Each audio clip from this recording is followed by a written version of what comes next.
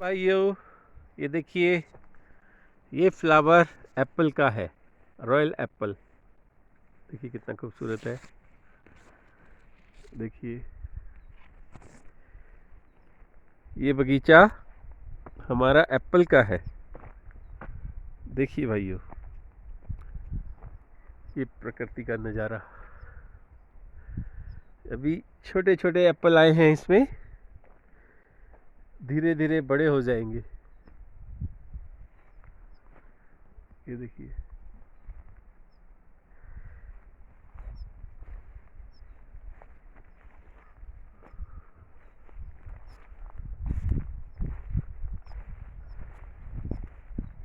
ये देखिए, बहुत ही खूबसूरत नज़ारा है यहाँ प्रकृति के वातावरण में, हिमालय पर। ये देखिए फ्लावर।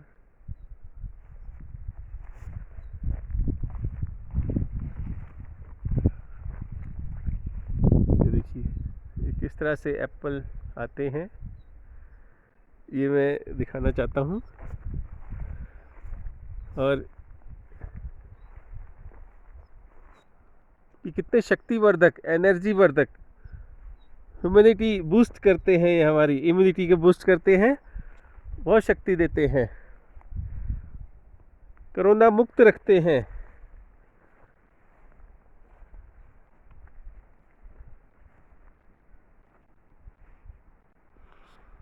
देखिए, बेहतरीन एप्पल यहाँ पैदा होता है हिमालय पर हमारा।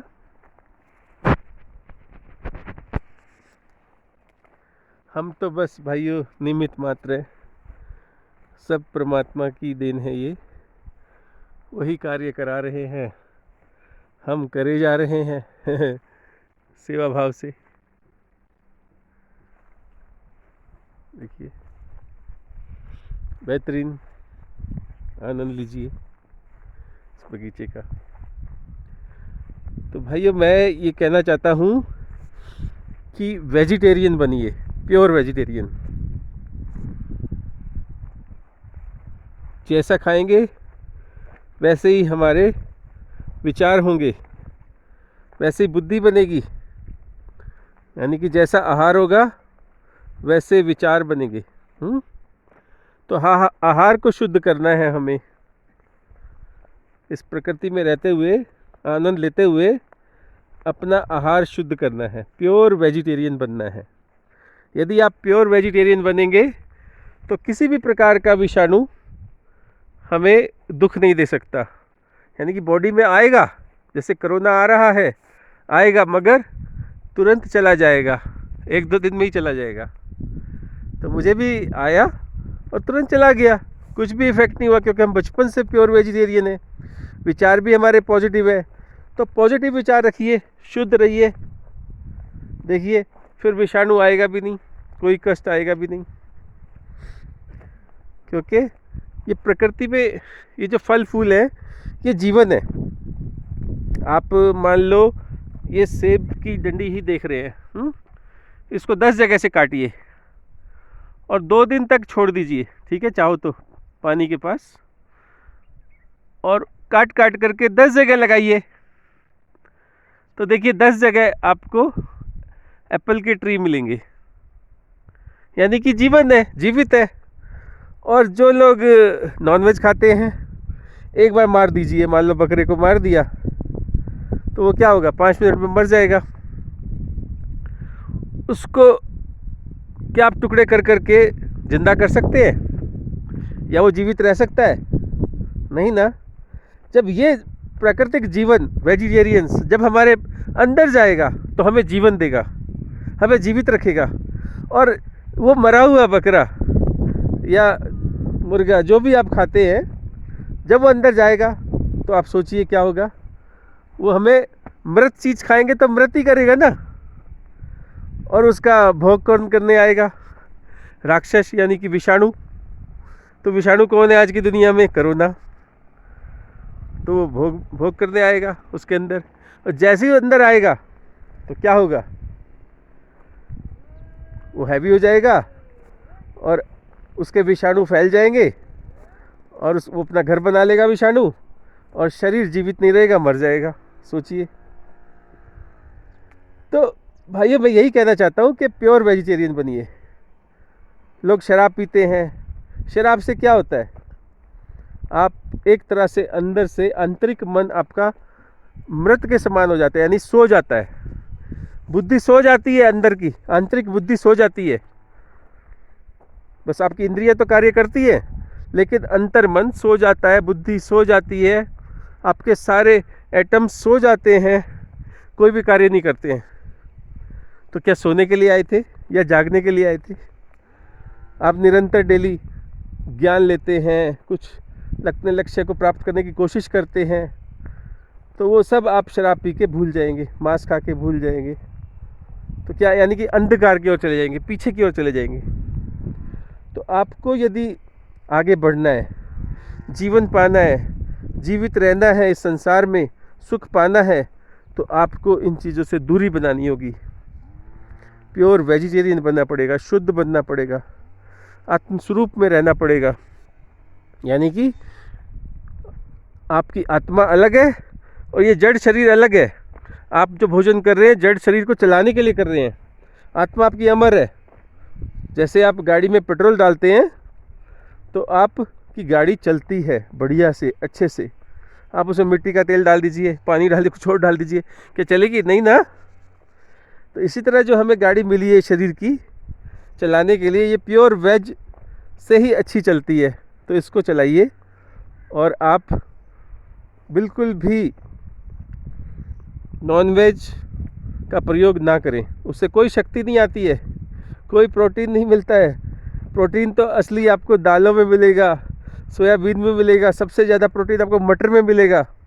यानी वेजिटेरियन के अंदर ही सब कुछ है।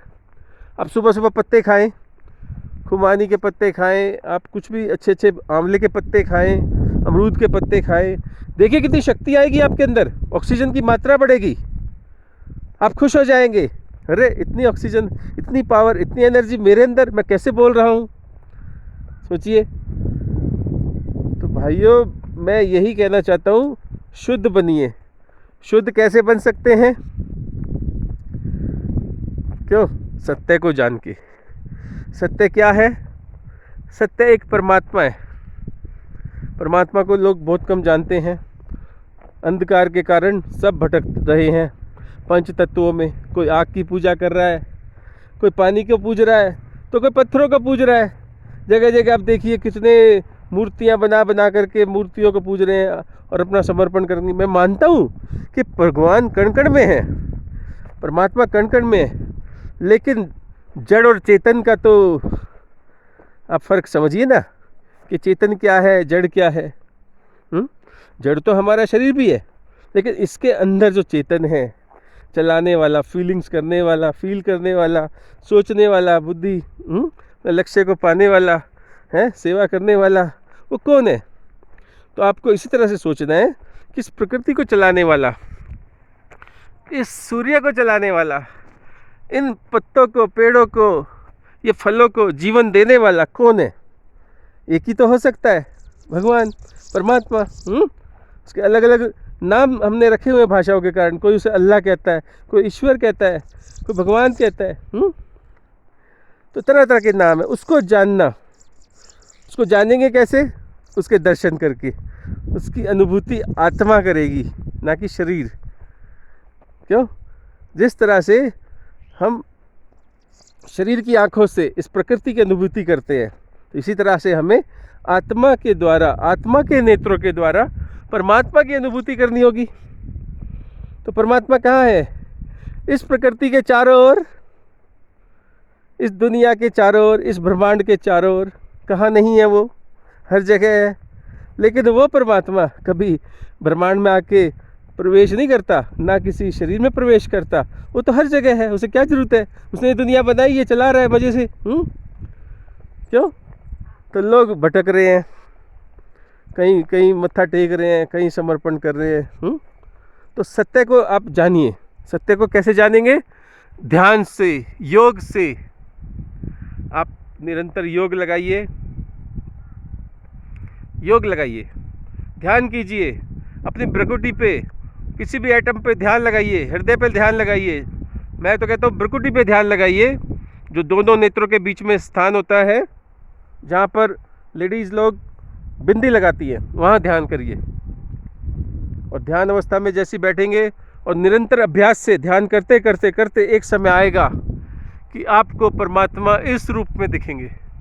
ये रूप तो सूर्य का है भाइयों, ये तो कुछ पल का है, ये तो सुबह से लेकर शाम तक रहता है और चला जाता है। लेकिन परमात्मा का स्वरूप निरंतर आपके सामने, इस सृष्टि के सामने, चारों ओर परमानेंट 24 घंटे निरंतर सामने रहता है और दृष्टा भाव में सब कुछ देखता रहता है। उसको सब पता है, सब मालूम है, क्योंकि वो सत्य है, वो नित्य है, वो सनातन है, वो सदा है और सदा रहेगा। वो ना कभी पैदा होता है, ना कभी वो मरता है, ना कभी बदलता है, ना उसे कोई काट सकता है, ना कोई मार सकता है। वो सदा के लिए है, वही परमात्मा है, वही सत्य है। जिस प्रकार सत्य कभी नहीं बदलता, परमात्मा कभी नहीं बदलता, वो नित्य है, वो अनादि है, वो कभी नहीं पैदा हुआ। तो भाइयों, जब यदि आपको पता लग जाएगा कि सामने मेरे निरंतर परमात्मा मुझे देख रहे हैं, मुझे आत्मा को, और आत्मा मेरे अंदर है, शरीर के अंदर, तो फिर शरीर क्या करेगा? जब आत्मा को पता होगा, बुद्धि को पता होगा सामने मेरे परमात्मा है, यानी सब कुछ वही है, सबसे बड़े वही है, सब कुछ करता धरता वही है, क्रिएटर ही वही है, चलाने वाले वही है, न्याय देने वाले वही है, सब कुछ दंड देने वाले वही हैं, प्यार करने वाले वही है, सब कुछ वही है, तो मेरे सामने खड़े हैं। तो आप सोचिए, क्या कोई झूठ बोलेगा? क्या कोई डरेगा? वो भय से भी दूर हो जाएगा, यानी निर्भय बन जाएगा। वो सत्य ही बोलेगा, वो झूठ कभी नहीं बोलेगा, ना ही झूठ सुनना पसंद करेगा। वो द्वेष कभी नहीं करेगा, वो लोभ कभी नहीं करेगा, क्योंकि उसे पता है सृष्टि का मालिक मेरे अपना है, मेरे सामने है, और ये सारी सृष्टि उसकी है, तो मैं उसकी आत्मा हूँ, मैं उसका अंग हूँ, तो ये सृष्टि भी मेरी हुई, सारी मेरी हुई। बताओ मुझे क्या चाहिए? जो सोचेगा वो पाएगा। तो कितनी शक्ति आ जाएगी उसके अंदर।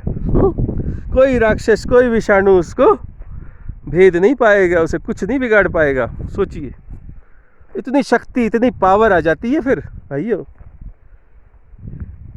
तो उस भर्गो स्वरूप को वेदों में कहा है ना, परमात्मा भर्गो स्वरूप है, यानी सूर्य के समान है। उसे सूर्य के समान, यानी अनंत प्रकाशमय है, हजारों सूर्य की जिसमें रोशनी है, वो सारी दुनिया को जो प्रकाशित करता है, शीतल प्रकाश जो देता है, ये वाला प्रकाश नहीं, ये तो अग्नि तत्व का है। शीतल प्रकाश जो आत्मा को शीतलता देता है, वो प्रकाश को आप ग्रहण कीजिए। हर कोई ग्रहण करे, हर आत्मा ग्रहण करे, क्योंकि हमारी बुद्धि पर पर्दे लगे हुए हैं अज्ञानता के। उस अज्ञानता के पर्दों को साफ करें और अपने जीवन को जागृत करें, अपनी आत्मा को जागृत करें, अपने को जीवन दें। हम सोए हैं, मृत हैं एक समान, हम चाहते हैं जीवित हो जाए। जीवित कैसे होंगे? उस ज्ञान से, उसके दर्शन से, उसकी प्राप्ति से। तो सारी ही आत्माएं इस सृष्टि पर उसका अंग है, उसके बिना कुछ भी नहीं है। वही चलाने वाला है, वही बनाने वाला है, वही संहार करता है, वही सब कुछ है। सारे एटम, न्यूट्रॉन, प्रोटॉन, सबको वही संचालित करता है। जिसको आप ब्रह्मा विष्णु महेश कहते हैं, वो न्यूट्रॉन, प्रोटॉन, इलेक्ट्रॉन्स का ही नाम, शक्तियों का नाम रखा गया है इस ब्रह्मांड में, क्योंकि चित्रों से दर्शाया था पुराने ज़माने में ऋषि मुनियों ने। तो चित्रों के आधार पर ना जाइए, चित्र तो हमने बनाए हैं, ऋषियों ने बनाए हैं, मनुष्य ने बनाए हैं। चित्रों को सब कुछ ना मानकर उस विचित्र को देखें जो इस दुनिया से परे, इस दुनिया को चला रहा है, संचालित कर रहा है, उसको जाने, यानी रचयिता को जाने।